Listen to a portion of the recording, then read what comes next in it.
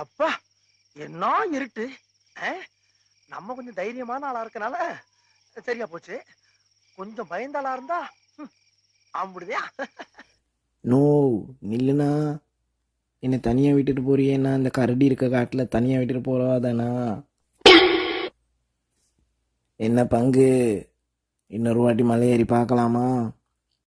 எல்லாம் ஒன்னால விஷம் விஷம் விஷம் விஷம் விஷம் விஷம் விஷம் விஷம் விஷம். வலிக்கலையே.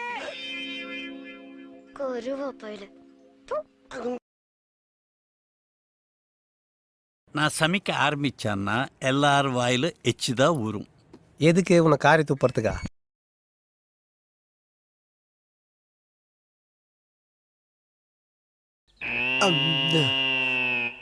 டேய், இவன் வேற என்னை ரொம்ப டார்ச்சர் பண்றான்டா.